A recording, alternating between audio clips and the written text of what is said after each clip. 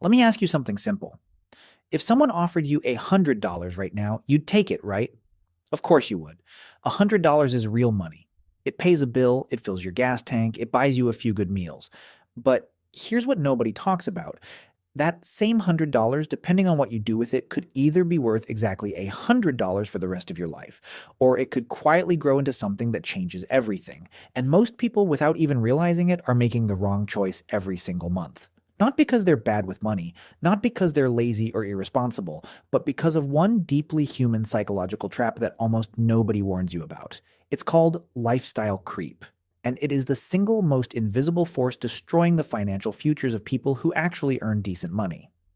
Today, we're going to talk about what it really is, why your brain is literally wired to fall into it, and what the cost actually looks like when you put real numbers to it. Because I promise you, once you see those numbers, you will never look at $100 the same way again. Here's the story most of us live. You're 23, just landed your first real job. You're making $30,000 a year. Life is tight. You cook at home most nights. You drive an old car. You watch your spending because you have to. Fast forward 2 years. You get a raise. Now you're making $38,000, and something interesting happens. Almost automatically, your lifestyle expands to fill the new income. You start going out more. You upgrade your apartment. You pick up a few subscriptions. You treat yourself a little more often because, hey, you earned it. You worked hard for this. Then 38 becomes 45, and 45 becomes 55. And every single time your income goes up, your spending quietly goes up with it. Not dramatically, not all at once, just a little bit. A new phone here, a nicer gym there, upgraded flights, better restaurants. And here's the dangerous part. Each individual upgrade feels completely reasonable. Because compared to what you're earning now, it is reasonable. You're not being reckless. You're just living a normal life for your income level. But what you're actually doing is running on a treadmill. You're earning more. You're spending more. And your actual financial position, how much you're building, how much freedom you're creating, stays almost exactly the same. This is the trap. And it's so quiet, so gradual, so socially acceptable that most people don't even notice it until they're 40 years old, earning good money, and somehow still living paycheck to paycheck. So let's actually put numbers to this because the math is what makes this real. Meet two people, both 25 years old. Both just got a raise and now take home an extra $500 a month after tax. Person A, let's call him Marcus, does what most people do. He upgrades his life. He gets a nicer apartment, which costs an extra $150 a month. He buys a newer car, that's another $120 in payments. He starts eating out more and picks up a couple of streaming services. Another $100 gone, and he starts getting his coffee from that nice cafe near work instead of making it at home. That's about $30 a month. Maybe more if he's honest. All of it reasonable, all of it justified, and all of it adds up to roughly $400 of that $500 raise, gone before he even thinks about saving. Now meet Sarah. She gets the same raise, and she makes one simple decision. She keeps her life exactly the same as it was before the raise, and she invests $400 of that $500 every single month. She puts it into a simple index fund averaging around 10% annually, which is roughly what broad market index funds have historically returned over long periods. Now, fast forward 30 years. Both Marcus and Sarah are 55 years old. Marcus has a nice lifestyle. He's had a lot of good meals and comfortable cars and fun experiences, but his savings, modest at best, because he kept upgrading as he earned more and the savings never really accumulated. Sarah, on the other hand, that $400 a month she invested consistently for 30 years.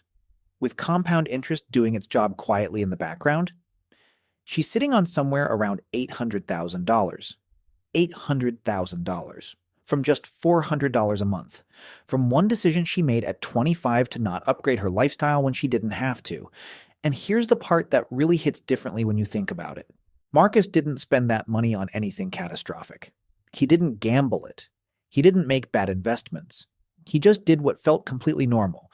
He spent it on his life, on comfort, on convenience, on small pleasures that felt reasonable, one at a time. But compounding doesn't care what felt reasonable. It only cares about what you gave it to work with. And right here, before we get into the part that explains exactly why your brain is designed to fall into this trap, and honestly, this next section is the piece that makes everything finally click. If you're watching this on YouTube, you're on the Average to Affluent channel, and if this is the kind of content that makes you think differently about money, hit that subscribe button right now. Every single week, we break down wealth building, money psychology, and investing in a way that actually makes sense for real people, not just people who already have everything figured out. And if you're catching this over on Facebook, welcome to the Average to Affluent page. Go ahead and give us a follow so you never miss a video. One idea, one video, one shift in thinking. That's all it takes to start moving from where you are to where you want to be.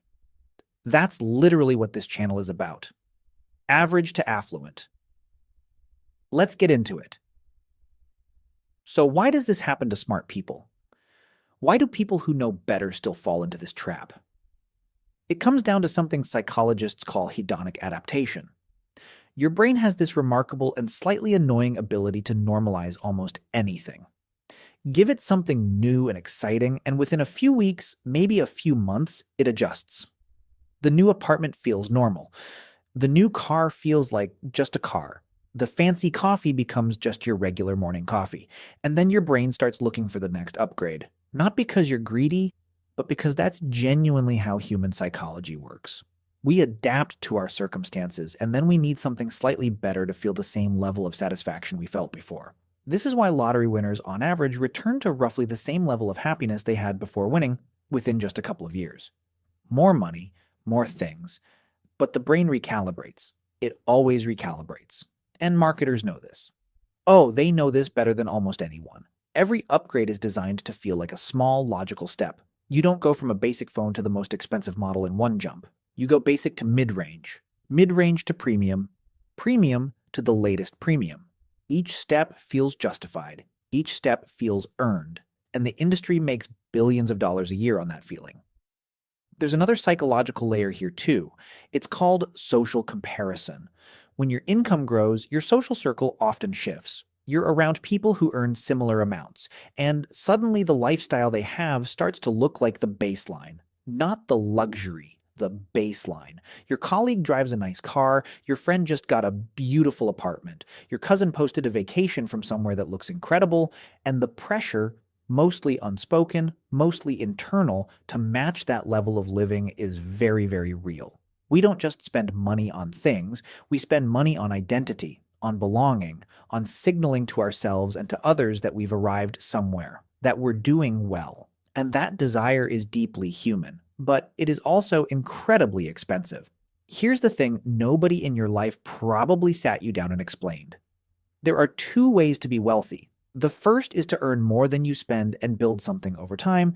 This is actual wealth. It's quiet. It doesn't always look impressive from the outside, but it creates options. It creates freedom. It creates the ability to choose how you spend your time instead of having every decision made for you by financial pressure. The second is to look wealthy.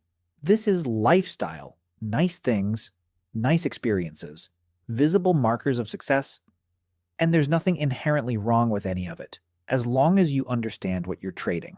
Every dollar you spend on lifestyle is a dollar that will never compound. And compounding is the closest thing to a financial superpower that actually exists in the real world.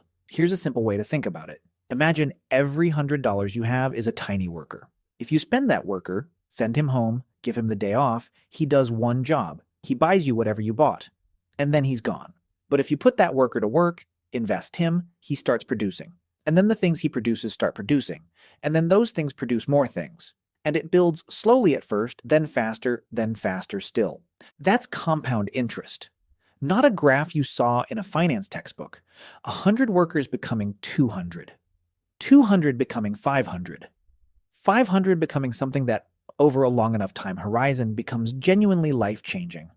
And the wild part? Time is the most important ingredient. Not the amount, not the investment strategy. Time, which means every year you wait to start is disproportionately expensive. Not a little expensive, disproportionately expensive. Starting at 25 versus starting at 35 isn't a 10-year difference in results.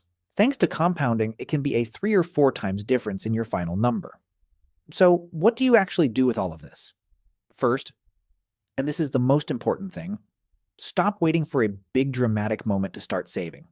The trap is always thinking you'll do it when you earn more, when things settle down, when the timing is better, but every raise you get is a test. And the question the raise is asking you is simple. Will you let this change your life now, or will you let it build something that changes your life later? Second, try something called paying yourself first. Before your lifestyle gets a single dollar of your raise, decide what percentage goes directly into savings or investments, not what's left over after spending. Before, automate it if you can. Make it disappear from your account before you ever see it, so your brain never even gets the chance to want to spend it. Third, audit your subscriptions and recurring costs once every few months, not to punish yourself, just to stay aware. Lifestyle creep sneaks in through subscriptions and small recurring charges more than almost anywhere else. Each one feels tiny. Together, they add up to hundreds of dollars a month that you probably don't even remember signing up for. And finally, shift how you think about money from a consumption tool to a score. Every dollar you keep and invest is a point. The goal of the game isn't to spend all your points on the nicest life possible right now. The goal is to build a score high enough that the life you want becomes available to you permanently. Not just this month, but for the rest of your life. That's the whole journey this channel is built around. Not staying average, not pretending wealth is only for certain people, but actually understanding the moves, one concept at a time, that quietly shift everything. Here's the thought I want to leave you with. The lifestyle trap isn't about being irresponsible. It's not about being bad with money. It's about being human in a world that is specifically designed to take your money before your future self ever gets a chance to use it. Every upgrade is presented as normal. Every purchase is framed as deserved. Every subscription feels like nothing. And they are individually, but collectively, they are the difference between a life that always feels a little financially tight no matter how much you earn, and a life where you wake up one day and realize that you have choices most people never get. Marcus and Sarah both worked hard. Both earned the same raises. Both deserved to enjoy their money. The difference wasn't income. It wasn't luck. It wasn't intelligence. It was just one decision made quietly, over and over again for 30 years. So the next time you get a raise, a bonus, or a windfall, before your lifestyle claims it, ask yourself one question. Is this $100 worth more to me right now, or in 30 years? Your future self is going to live with whichever answer you give. And if this video shifted something for you today, even a little, then you're already thinking differently than most people around you. That's exactly what Average to Affluent is here for. If you're watching on YouTube, subscribe to the channel and ring that notification bell, because the next video might be the one that changes everything for you. And if you're on Facebook, follow the Average to Affluent page and share this video with someone who needs to hear it, because the best thing you can do for the people you care about is send them ideas that actually help. We'll see you in the next one.